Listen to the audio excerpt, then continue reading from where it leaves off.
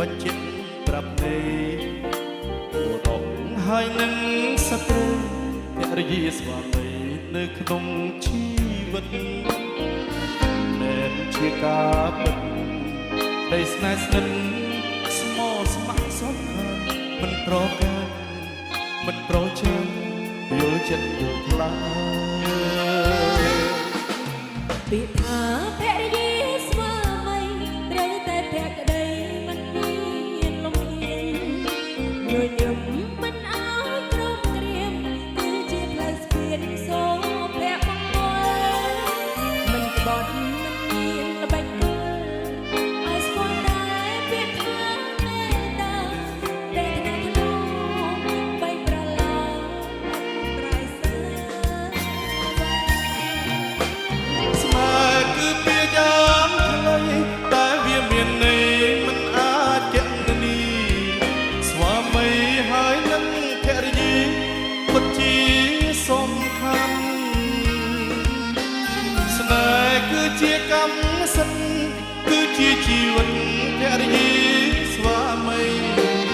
បើតិចលងឬដោនាំលោកីចុះអត់មកលើ ស្វាមីភរិយាគឺជាមេគាសុំសូមគួរអត់ដឹងជីវិតសុខសាន្តសុខដុមរស់នៅជួបជុំគឺស្មោះភក្តីនៃមួយប្រពន្ធអូ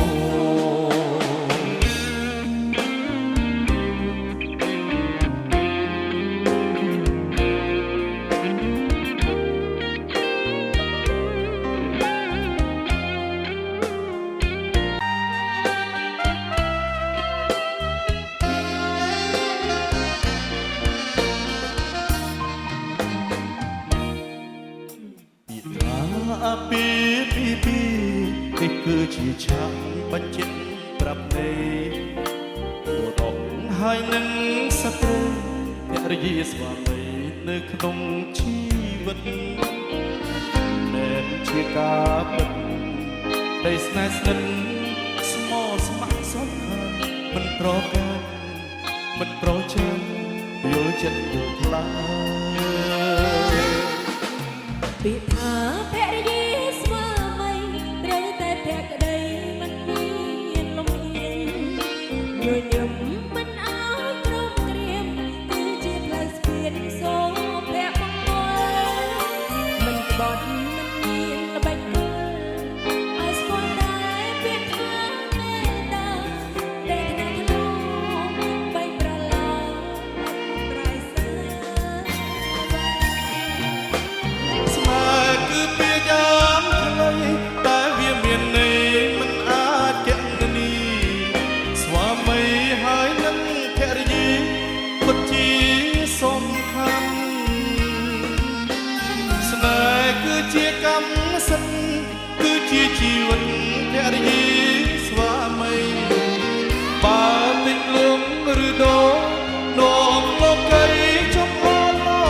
កលើ ស្វាមីភរិយា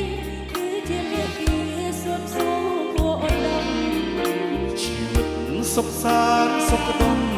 រស់នៅជួបជុំគឺស្មោះភក្តីនៃមួយប្រពន្ធ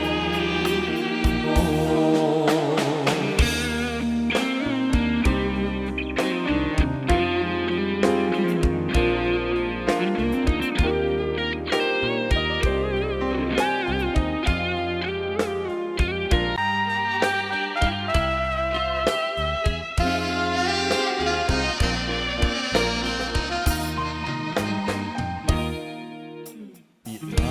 អាពី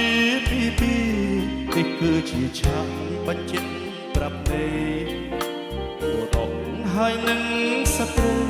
ភរិយាស្វាមីនៅក្នុងជីវិតដែលជាការពិតដីស្នេហ៍ស្និទ្ធស្មោះស្ម័គ្រសុខមិនប្រកាន់មិនប្រចាំយល់ចិត្តយល់ថ្លៃ ពីថា